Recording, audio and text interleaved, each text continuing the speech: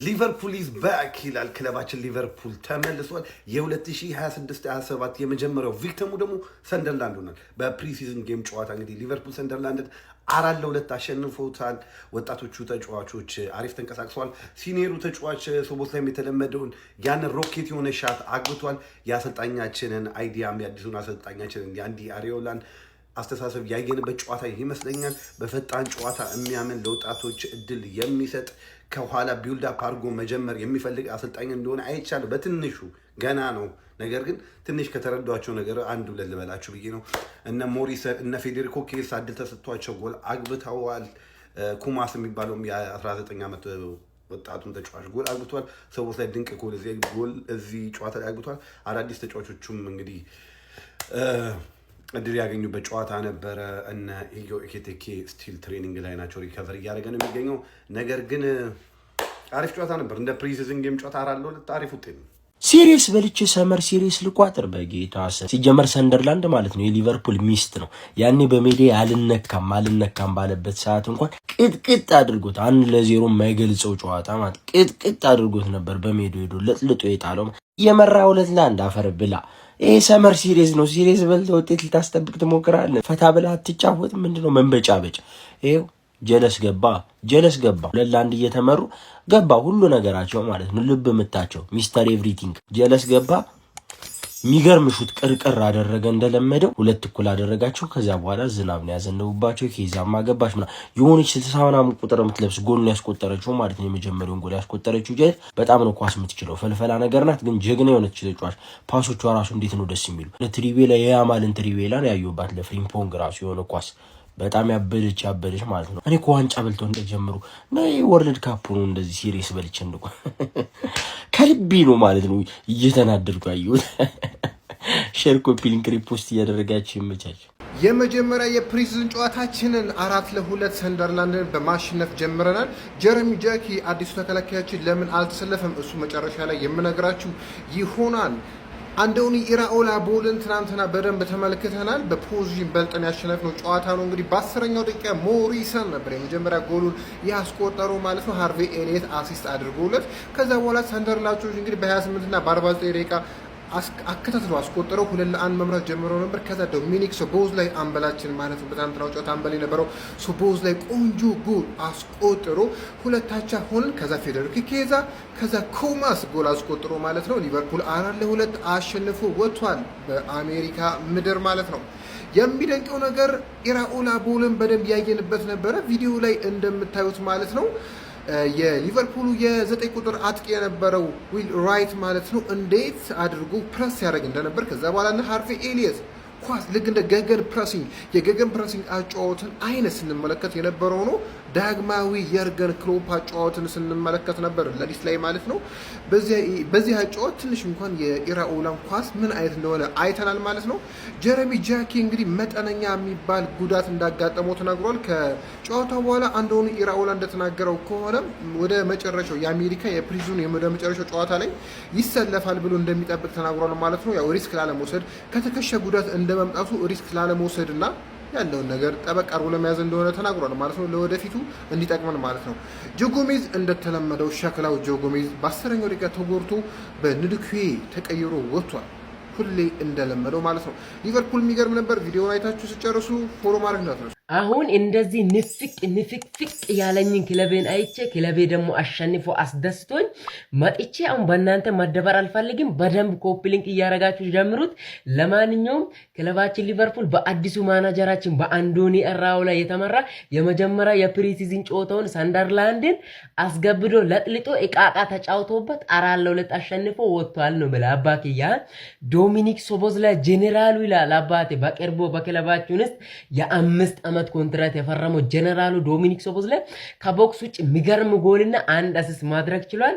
ሌላ ደግሞ ህፃናት አስገብተን እቃቃ ተጫውተን ነው የወጣነው። ምንም እንትን የለውም። ተረኛ አስገባ ነው ለአባቴ ተረኛ አስገባ። ቀጣይ ተረኛ ምንድነው? ሬክሳም ነው ምንድነው? ሻሸ ማሸነፍ ያቃታትን ማሸነፍ እንዴት እንደሆነ እናሳያታለን። ለማንኛውም በደንብ ኮፒ ሊንክ ይደረግ። እንቅልፌን አጥቼ ነው እንጮታ ያየሁት። ይቻማችሁ ፓፓፓፓይላ እንደዚህ አይነት ወንድ ክለብ ሲደግፍ ፍሬንድሊ አንልም፣ ዋና ጨዋታ አንልም፣ የነጥብ ጨዋታ አንልም። ከአሁን በኋላ ወስደን ሊቨርፑል ሌሊት 7 ሰዓት ላይ 4-2 ማሸነፍ ችሏል። በርካታ ለወጣቶች እድል በሰጠበት ጨዋታ ሊቨርፑል 4 ጎሎችን አስቆጥሮ ሰንደርላንድን ማሸነፍ ችሏል። ፈርስት ሃፍ ላይ ከርቲስ ጆንስ ሪዮ ኢንጉማን ጨምሮ በርካታ ወጣት ተጫዋቾች እድል ተሰጥቷቸው ነበር። ሰከንድ ሃፍ ላይ ደግሞ ጥቃትን ለመፈጸም ሊቨርፑል እነ ዶሚኒክ ሶቦስላይን ጨምሮ እነ ትሬኒዮኒ ከዛና ሊዩስ ኩማስ በተለይ ያስቆጠረው ጎል ድንቅ ጎል ነው። የዶሚኒክ ሶቦስላይ ባንገር ግን ተመልከቱ፣ በቃ ምን አይነት ሹት እንደሚያገባልን ዶሚኒክ እኮ ይለያል። እንኳንም የኛ ተጫዋች ብቻ ሆነልን በበርካታ ሊቨርፑል ተጫዋቾች ሆነ ያየበት ከእንደገና ቀጣይም ለቀጣይ ፕሪሲዝን እንዲሁም ለቀጣይ ጌሞች የሚዘጋጅበት ጨዋታን ይሆናል። ሊቨርፑል በርካታ ፖዚቲቭ ነገሮች ነበሩት። አሁንም ቢሆን ጄሬሚ ጃኩዊት አልተጫወተም ነበረ። አሰልጣኝ አንዶኒ ኢራኦላ ተጠይቆ ለምንድን ነው ሲባል ከሊድስ የሚኖረው ጨዋታ ላይ ወደ መጨረሻ አካባቢ የሚኖረው የፍሬንድሊ ጌም ላይ የሚሰለፍ ይሆናል። ከዛ በፊት ግን ምንም አይነት ጨዋታን የሚያደርግ አይሆንም ተብሏል። በቀጣይ ደግሞ በርካታ የሊቨርፑል ተጫዋቾች ይመለሳሉ። እነ ማካሊስተር እነ ሪያን ግራቨንበርች ከዛና አይዛክ ቫንዳይክ ምናምን ሲባል ሙሉ ስኳዳችን ይመጣል። ይሄኛው ሊቨርፑል ፈልጓል። ከምንም በላይ ግን ዝውውር ጣል ያስፈልገናል። ሃርቪ ኢሊየትም ድንቅ ነበረች። እሷም ፈርስት ሃፍ ላይ ቆንጆ እንቅስቃሴን አድርጋለች። አንድ አሲስትም ማስመዝገብ ችላለች። ሊቨርፑል እንኳን ደስ አላችሁ። ገና ይቀጥላል። ይመቻችሁ። ብራቮ ሊቬ።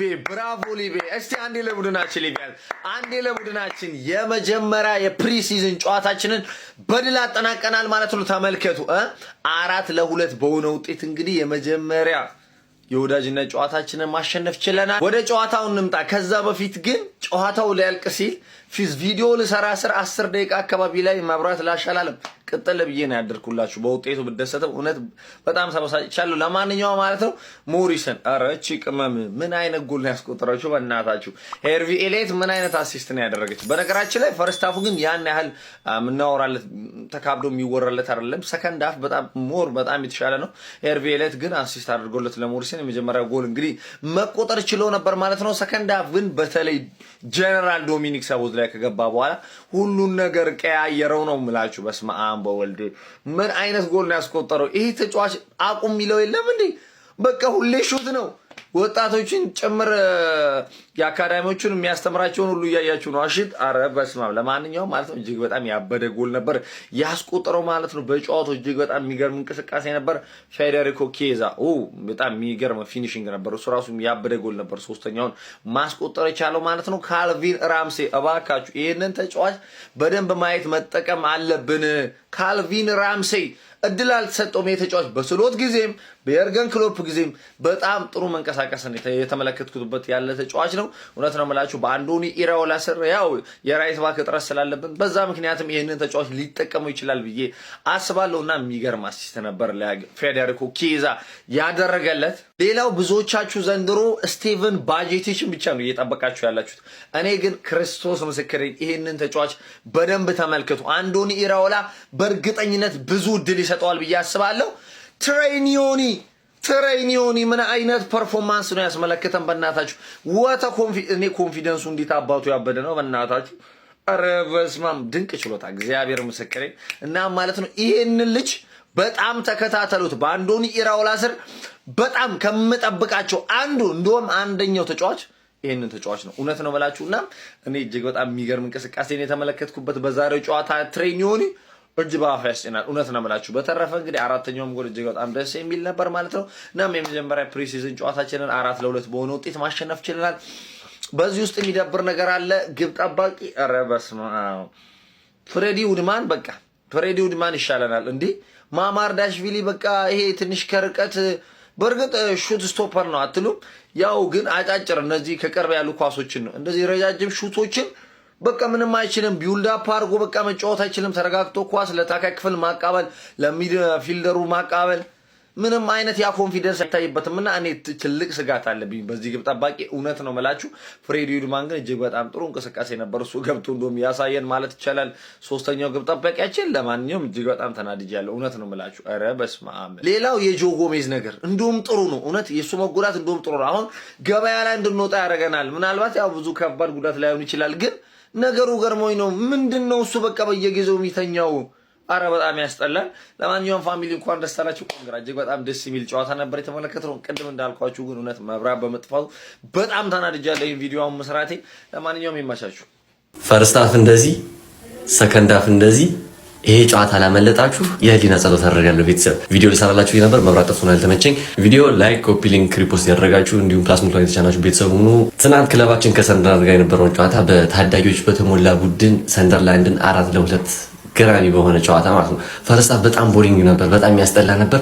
ሰከንድ ሃፍ ግን ማለት ነው እኔ በግልጽ ነው የምነግራችሁ ማለት ነው ቤተሰብ የኢራኦላ ሊቨርፑል በደንብ ጠብቁት። ራሷን በያዝክበት ቅጽበት ቀጥታ ወደ ጎል ሂድ የሚል ተሰልጣኝ ነው። ተለመደችውን ሮኬት ጎል ሰው ላይ ያስቆጥረዋል። ሰከንድ ሃፍ እሱ የመብራቱ ነው ሙልጫቱን እንድንቋጠር ያደረገን። ከዛ በተጨማሪ ግን ማለት ነው 4 ሬት ያደረኳቸው በጣም ጸዴ ተጫዋቾች አሉ። መጀመሪያው ኩማስ በውሰት ቆይታ ከመጣች በኋላ ማለት ነው በጣም ነው ተለውጣ የመጣችው ጩጬ።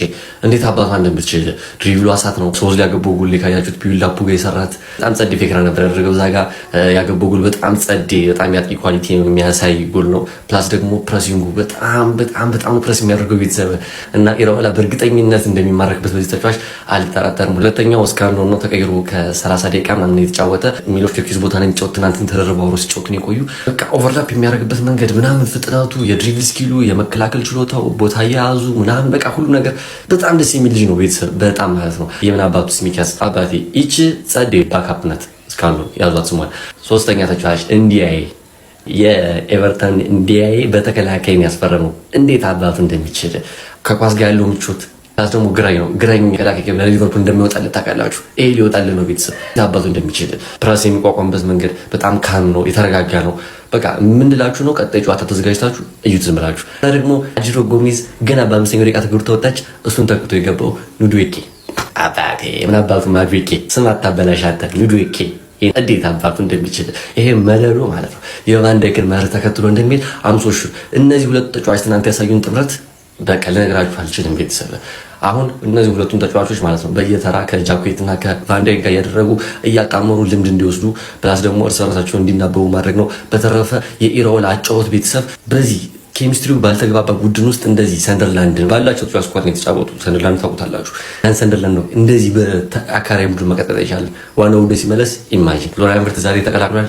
እነጋግቦን ግራውንድ ቀጣይ ናቸው። ዛንቱ ጨዋታ ያያችሁ ሰዎች ሀሳባችሁን ኮሜንት ላይ አስቀምጡ። ፕላስ ሙታን የተሰናችሁ ቤተሰብ ሆነ ይረሳ። ይመቻችሁ።